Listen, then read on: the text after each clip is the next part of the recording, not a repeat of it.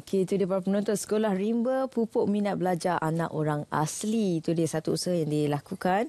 Dan sedikit saya boleh kongsikan berkenaan dengan Sekolah Rimba di Perkampungan Orang Asli di Kampung Sungai Berua, Terengganu bagi memupuk minat akademik di kalangan orang asli. Dan juga bersama dengan saya akan memperincikan dengan lebih lanjut lagi di atas usaha beliau ini. Ramai yang dapat manfaat sebenarnya. Saya kenalkan iaitu Profesor Dr. Khatijah Omar selaku Timbalan Pengarah Institut Biodiversiti Tropika dan Pembangunan Lestari UMT. Assalamualaikum, Prof. Ya, juga ditemani oleh adik-adik yang comel manis ni pada pagi ini, iaitu adik Safini Dolah selaku pelajar dan juga Muhammad Irfan. Assalamualaikum, hai. Malu-malu adik kita ya. Okey, adik Safini berusia 11 tahun dan juga adik Irfan berusia 9 tahun. Okey, jadi permulaannya mungkin Prof boleh kongsikan kepada kami dan juga para penonton lah, kepada saya dan juga para penonton serba sedikit berkenaan dengan Sekolah Rimba ini. Silakan. Okey, terima kasih Sofia. Ya. Okey, Sekolah Rimba ni sebenarnya adalah sekolah yang berbentuk santai.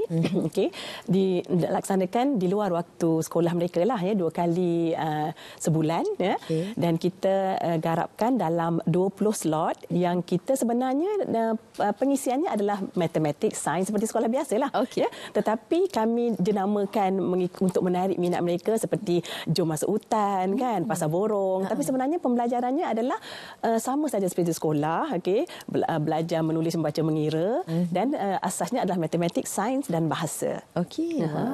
Okey, jadi pada awalnya Prof, bagaimana tercetus idea untuk membantu khususnya golongan anak orang asli ini sendiri, Prof?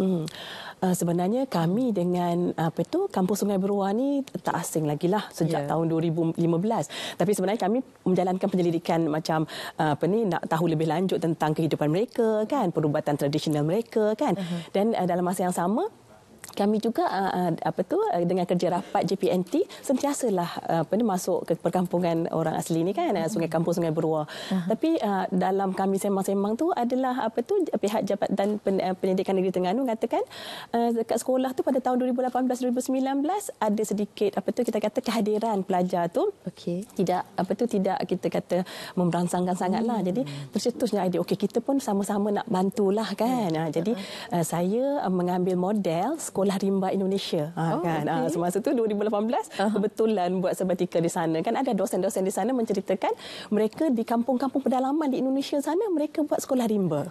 Kan, mana tidak perlu sekolah yang kita kata bangunan yang canggih semua kan, tapi maknanya mereka ni akan ke pedalaman mengajar di bawah-bawah pokok saja, asalkan ilmu tu dapat sampai kepada para pelajar di pedalaman. Gitulah konsepnya. Kami buat benda yang sama, cuma kalau ikutkan Sungai Berua ni taklah pedalaman sangat kan, tapi memikirkan bagaimana kita nak menarik minat pelajar ni agar mereka tidak ketinggalan jauh sangat dari segi pendidikannya dengan anak-anak sekolah kita yang lainnya. Itu yang paling utama lah, aspek pendidikan lah, Prof. Betul. Okey, kita nak tanya adik Irfan lah. Adik Irfan suka belajar subjek apa? Dia berfikir dulu. Subjek apa tu? Matematik ke? Bahasa Melayu ke? Sains ke? Bahasa Melayu Wah, adik Safini pula? Alah, malu sangat ni. Alah, nanti dah besar nak jadi pengacara kan?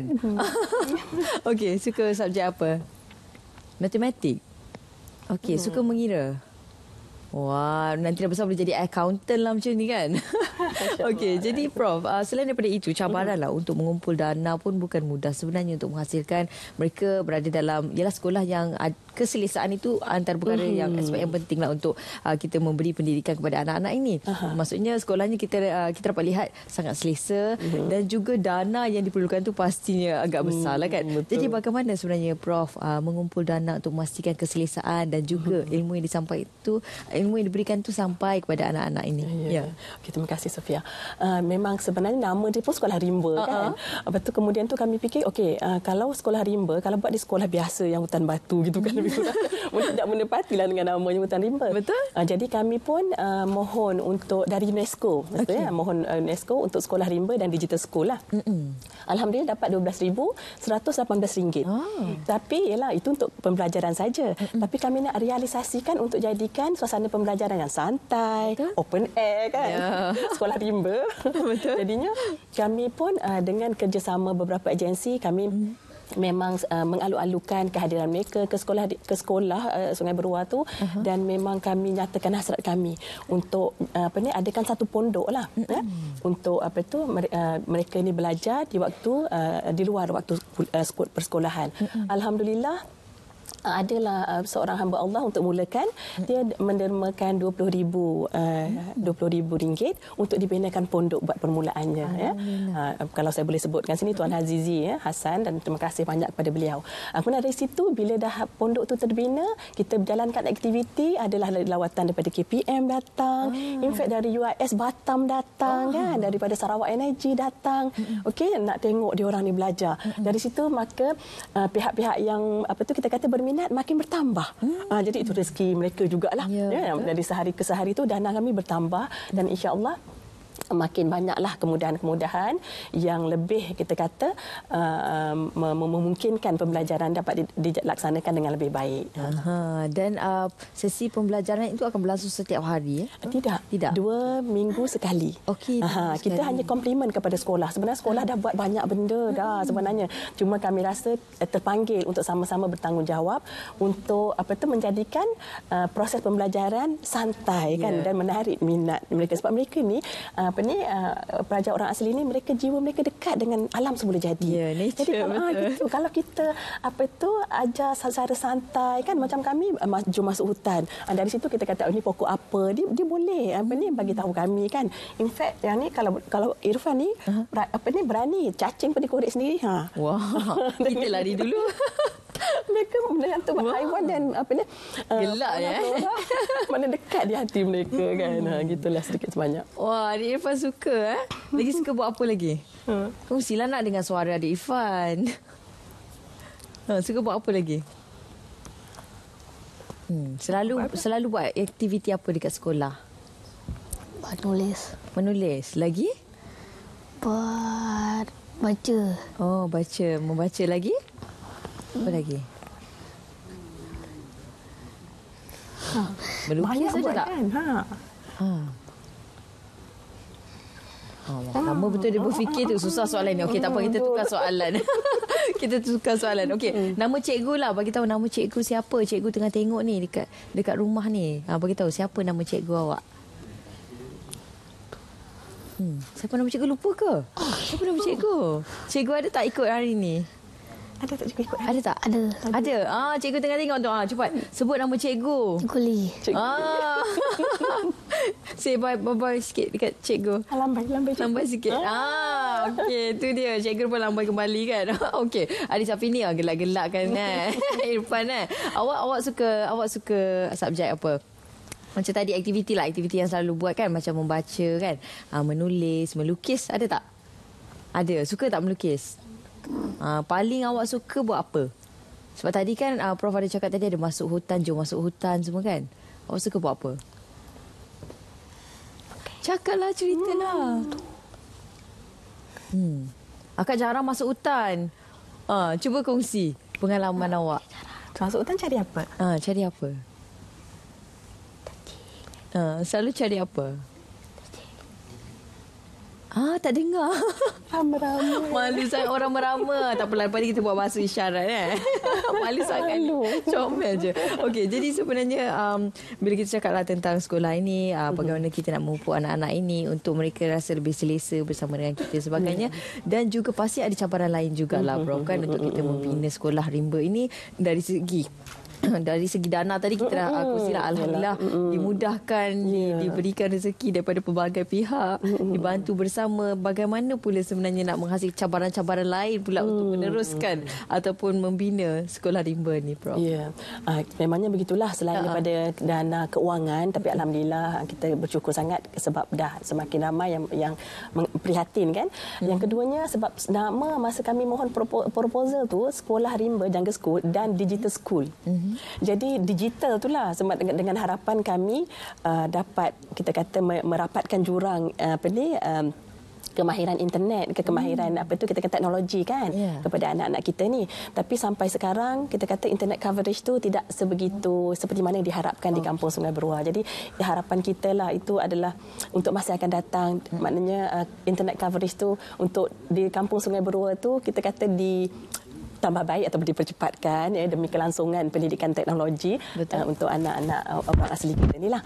Kemudian tu mungkin kita kata cabaran yang lain tu mungkin kita kerjasama kan, kerjasama yang setakat ini alhamdulillah, tapi dengan kerjasama yang lebih erat, lebih padu dan lebih prihatin daripada pelbagai pihak, kita rasa sekolah rimba ini dapat diperluaskan lagi kan, dan kita kata perkasakan lagi kan dengan kepelbagaian kaedah pengajaran dan pembelajaran. Ya, jadi Prof, ada perancangan akan datang. Pasti kita nak tambah baik dari aspek mungkin pendidikan ataupun mungkin kita nak tambah lagi sekolah-sekolah rimba ni untuk berada di beberapa kawasan yang lain juga, di mana untuk khususnya untuk golongan-golongan anak-anak orang asli ni kan, supaya mereka pun mudah dan boleh menerima pembelajaran yang informal. Betul. Bagaimana? Okey, sebab di perkampungan orang asli di Terengganu sendiri ada 3 lah ya. Itu Kampung Sungai Beruar di mana kami laksanakan projek Jungle School ni. Okey, dan kami harapkan sangatlah moga projek sekolah rimba atau Jungle School ini dapat diperluaskan ke Sungai Sayap Besut, perkampungan orang asli di Besut, dan juga di Sungai Pergam, perkampungan orang asli di Kemaman kan. Dan kami juga pengarah kami Profesor Madya Dr. Amiruddin Ahmad juga telah menyatakan untuk menjadikan sekolah rimba ni satu agenda yang besar. Bukan hanya di negeri Terengganu, insya-Allah maknanya ada lagi kawasan-kawasan perkampungan orang asli yang lain. Kalau misalnya yang dapat diperluaskan, alhamdulillah kami menggunakan konsep yang santai dan terbuka gitu. Ya, betul. Kita pun jadi seronok je kan. Anak-anak nak datang ke sekolah pun rasa seronok je kan. Hati terbuka untuk belajar kan, Prof. Okey, dan mungkinlah antara yang lain jugalah yang harapan kepada anak-anak orang asli ini untuk dari aspek pendidikan yang kita berikan ni, apa harapan Prof kepada mereka ni? Harapan saya, harapan kami juga sebab kami sebenarnya selain saya ada 7 orang lagi penyelidik yang lain kan. Kerana sebab sebelum ini kita katakan agak persentage agak kecil pelajar-pelajar di Sekolah Kebangsaan Sungai Beruar ini yang menyambung pelajaran ke sekolah menengah. Jadi di sini dengan sekolah Jungle School kami selain daripada memupuk minat mereka untuk belajar, kami kami juga mengharapkan mereka dapat menyambung pelajaran mereka ke peringkat yang lebih tinggi. Betul. Kan Sekurang-kurangnya lebih ramai anak-anak orang asli yang akan menyambung pelajaran di peringkat sekolah menengah dan seterusnya ke peringkat yang lebih tinggi lagi. Ini bermakna, Prof, maksudnya pendidikan mereka hanya diberikan pada tahap sekolah rendah saja. Kebanyakannya begitu. Tapi sebenarnya mereka diberi peluang untuk melanjutkan pelajaran ke sekolah menengah. Tapi majoriti memilih untuk hanya berhenti di setakat darjah 6. Sebab perkampungan mereka ni memang ada sekolah Kebangsaan Sungai Beruar. Darjah 1 sampai darjah 6 lah, tahun 1 sampai tahun 6 kan. Tapi kalau untuk ke sekolah menengah mereka mereka harus pergi ke tempat yang lebih jauh sikitlah kan. Jadi kebanyakannya hanya lebih kita kata macam lebih kurang 10-20% sajalah daripada pelajar sekolah di situ yang menyambung pelajaran ke sekolah menengah. Okey, Ifan ada tak nak cakap apa-apa dekat cikgu? Nak cakap terima kasih ke sebab mendidik? Terima kasih. Kuat sikit, tak dengar. Penonton tak dengar. Terima kasih siapa? Cakaplah nama cikgu. Bangga sikit cikgu dengar. Cakap terima kasih cikgu apa?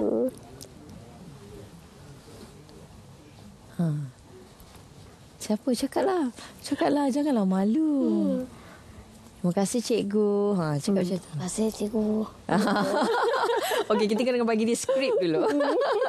Okey, itu dia. Terima kasih saya ucapkan kepada Prof di atas usaha ini. Moga usaha ini terus berjalan dengan lancar, insya-Allah. Semoga kita dapat membantu anak-anak orang asli itu terus mendapat pendidikan, dan insya-Allah satu hari nanti mungkin mereka juga akan melanjutkan pelajaran sehingga ke peringkat yang lebih tinggi. Insya-Allah. Saya akan doakan Irfan dengan Safini berjaya ya, insya-Allah dunia akhirat. Okey, dan terima kasih sekali lagi saya ucapkan kepada Profesor Dr. Khadijah Omar, Timbalan Pengarah Institut Biodiversiti Tropika dan Pembangunan Lestari UMT. Terima kasih banyak, Prof. Sama-sama. Okey, dan seterusnya